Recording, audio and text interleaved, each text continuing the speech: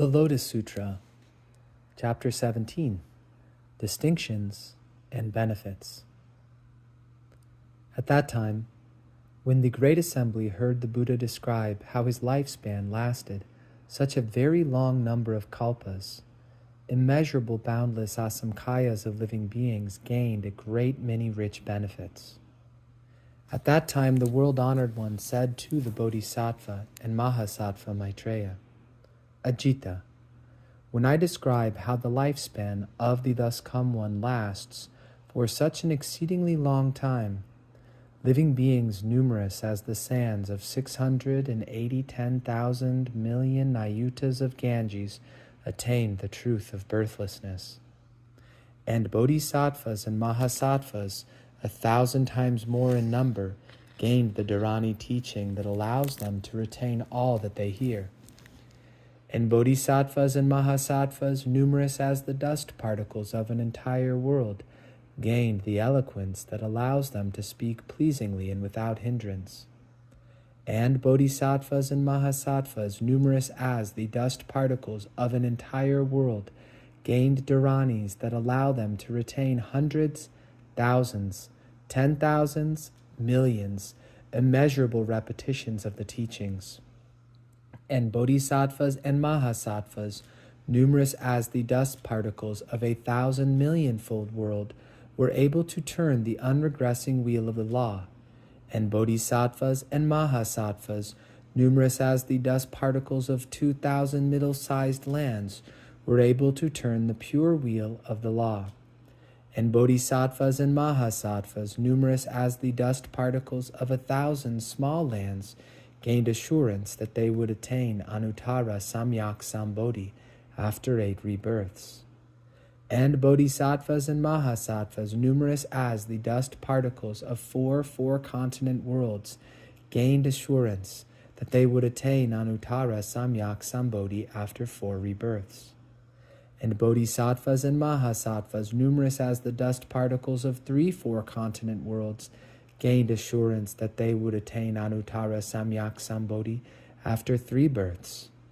And Bodhisattvas and Mahasattvas, numerous as the dust particles of 2 four-continent worlds, gained assurance that they would attain Anuttara Samyak Sambodhi after 2 rebirths.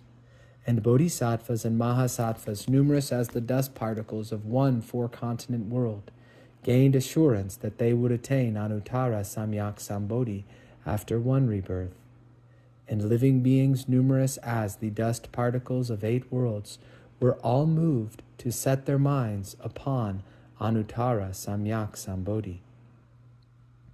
When the Buddha announced that these Bodhisattvas and Mahasattvas had gained the great benefits of the law, from the midst of the air Mandarava flowers and great Mandarava flowers rained down, scattering over the immeasurable hundreds, thousands, 10,000s, millions of Buddhas who were seated on lion seats under jeweled trees, and also scattering over Shakyamuni Buddha and over many treasures thus come one, who long ago entered extinction,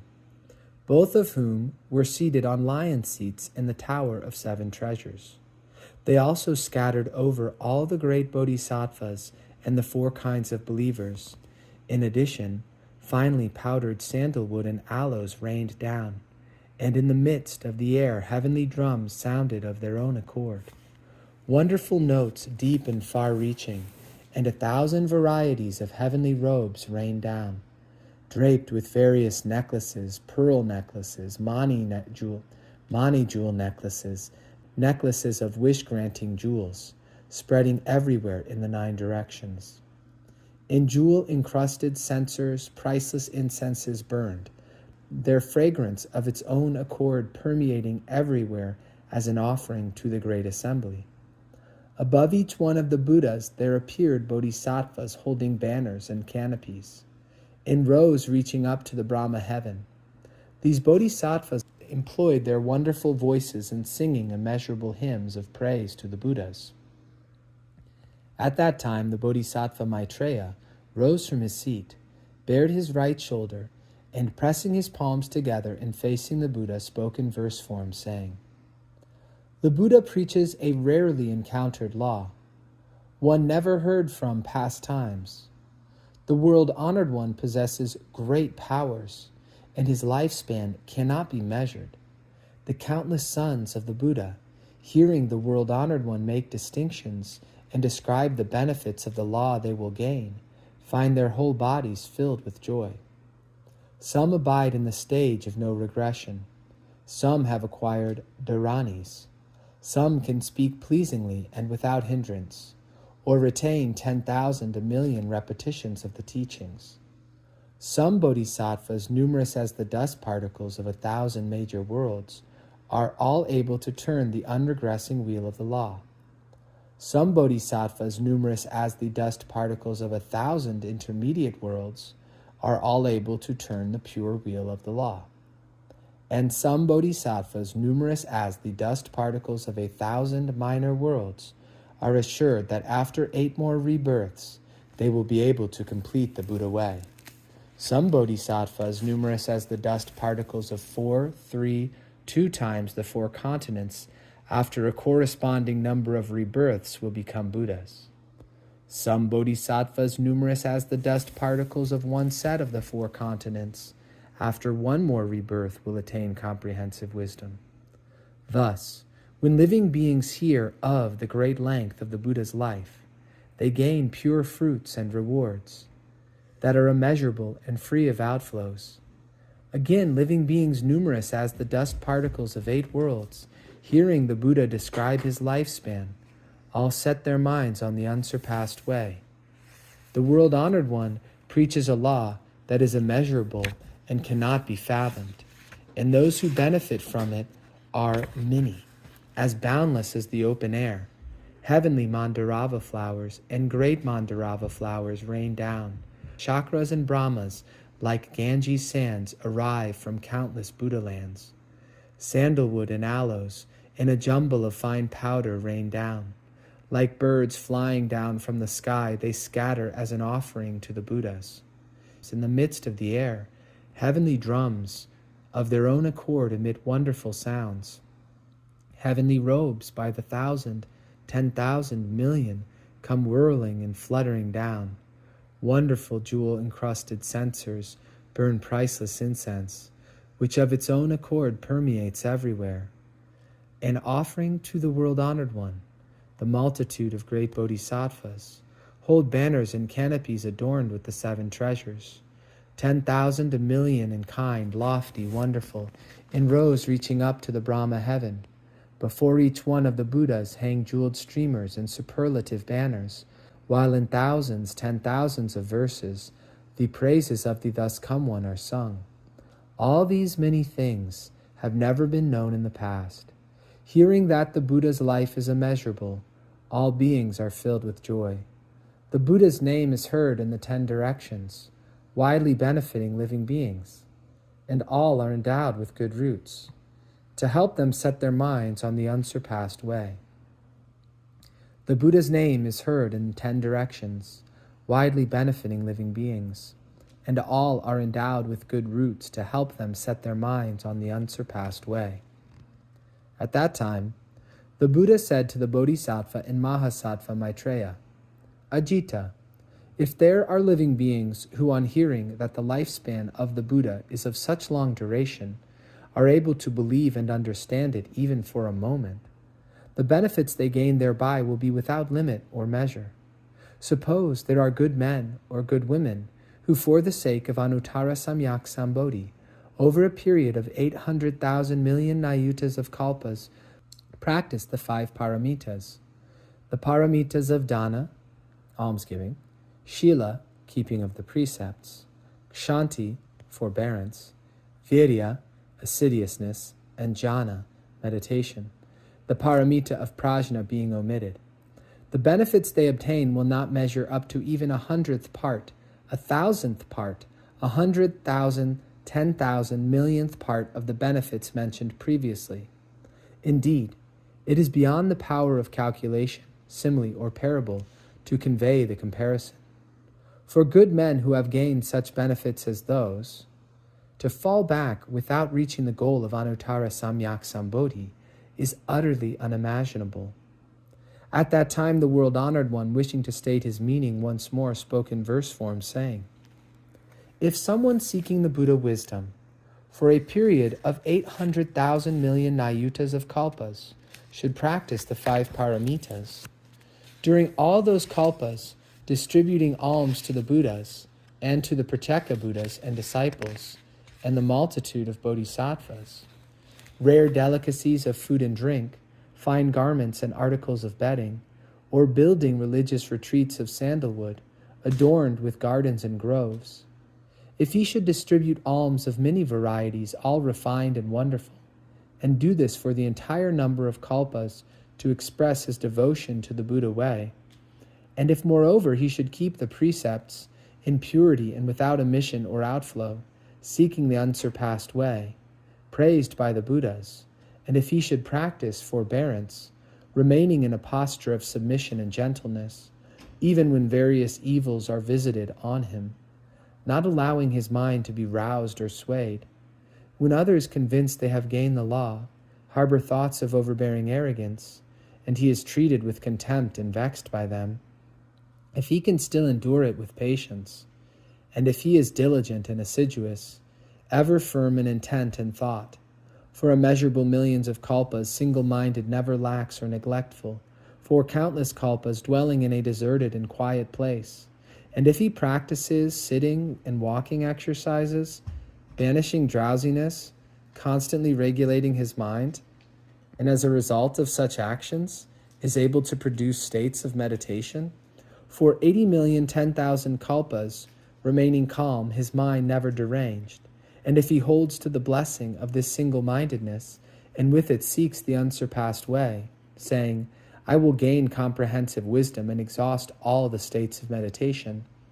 If this person for 100, 1,000, 10,000, 1,000,000 kalpas should carry out these meritorious practices,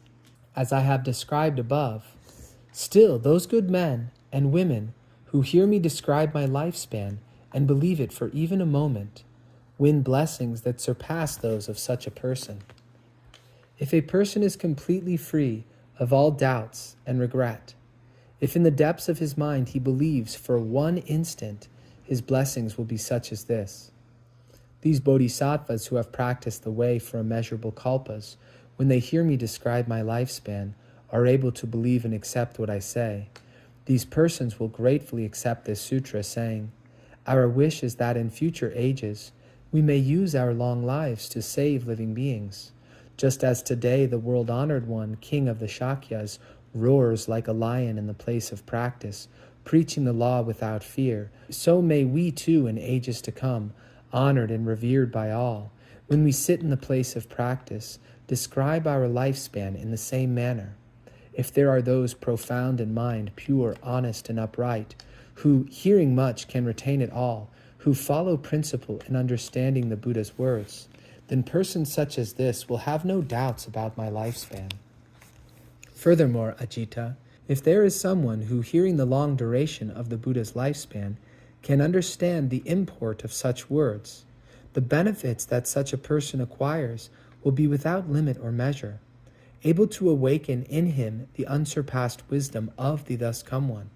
How much more so, then, if far and wide a person listens to this sutra, or causes others to listen to it, embraces it himself or causes others to embrace it, copies it himself or causes others to copy it, or presents flowers, incense, necklaces, streamers, banners, silken canopies, fragrant oil or lamps of butter oil as offerings to the sutra rolls.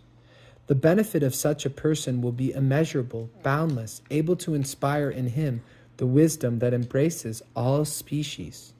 Ajita, if good men or good women, hearing me describe the great length of my lifespan, in the depths of their mind believe and understand, then they will see the Buddha constantly abiding on Mount Gridhakuta, with the great bodhisattvas and multitude of voice-hearers surrounding him, preaching the law. They will also see this Saha world, its ground of lapis lazuli, level and well-ordered, the Jambunada gold bordering its 8 highways, the rows of jeweled trees, the terraces, towers, and observatories, all made of jewels, and all the multitude of bodhisattvas who live in their midst. If there are those who are able to see such things, you should know that this is a mark of their deep faith and understanding. Again, if after the thus come one has entered extinction, there are those who hear this sutra and do not slander or speak ill of it, but feel joy in their hearts, you should know that this is a sign that they have already shown deep faith and understanding. How much more in the case of persons who read, recite, and embrace this sutra? Such persons are in effect receiving the thus come one on the crown of their heads. Ajita, these good men and good women need not for my sake erect towers and temples, or build monks' quarters, or make the 4 kinds of offerings to the community of monks. Why? Because these good men and good women, in receiving, embracing, reading, and reciting this sutra, have already erected towers, constructed monks' quarters, and given alms to the community of monks. It should be considered that they have erected towers adorned with the 7 treasures for the relics of the Buddha, broad at the base and tapering at the top, reaching to the Brahma heaven, hung with banners, canopies, and a multitude of jeweled bells, with flowers, incense, necklaces, powdered incense, paste incense, incense for burning, many kinds of drums, musical instruments, pipes, harps, and various types of dances and diversions, and with wonderful voices that sing and intone hymns of praise. It is as though they have already offered alms for immeasurable thousands, 10,000s, millions of kalpas. Ajita, if after I have entered extinction, there are those who hear this sutra and can accept and uphold it, copy it themselves or cause others to copy it, then it may be considered that they have already erected monks' quarters, or used red sandalwood to construct 32 halls as tall as 8 tala trees, lofty, spacious, and beautiful, adorned to accommodate hundreds and thousands of monks, gardens, groves, pools, lakes, exercise grounds, caves for meditation, clothing, food, drink, beds, matting, medicines, and all kinds of utensils for comfort fill them. And these monks' quarters and halls number in the hundreds, thousands, 10,000s, millions, and indeed are immeasurable in number. All these are presented before me as alms for me and the community of monks. So I say, if after the thus come one enters extinction, there are those who accept, uphold, read and recite this sutra, or preach it to others, who copy it themselves or cause others to copy it, or who offer alms to the sutra rolls, then they need not erect towers or temples or build monks' quarters or offer alms to the community of monks. And how much more is this true of those who are able to embrace this sutra and at the same time dispense alms, keep the precepts, practice forbearance, and display diligence, single-mindedness, and wisdom. Their virtue will be uppermost, immeasurable, and boundless, as the open sky, east, west, north, and south, in the 4 intermediate directions, and up and down, is immeasurable and boundless. The blessings of such persons will be as immeasurable and boundless as this, and such persons will quickly attain the wisdom that embraces all species. If a person reads, recites, accepts, and upholds this sutra, or preaches it to others, if he copies it himself or causes others to copy it, and if he can erect towers, build monks' quarters, offer alms and praise to the community of voice-hearers, if he can employ hundreds, thousands, 10,000s, millions of modes of praise to praise the merit of the bodhisattvas, and if for the sake of others he employs various causes and conditions, and accords with principle in explaining and preaching this Lotus Sutra, and if he can observe the precepts with purity, keep company with those who are gentle and peaceful,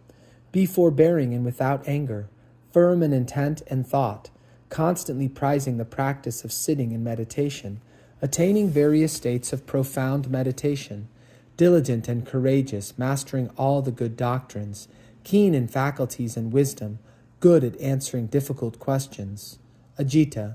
if after I have entered extinction, there are good men and good women who accept, uphold, read, and recite this sutra, and have good merits such as these, you should know that they have already proceeded to the place of practice and are drawing near to Anuttara Samyak Sambodhi as they sit beneath the tree of the way. Ajita, wherever these good men and good women sit or stand or circle about in exercise,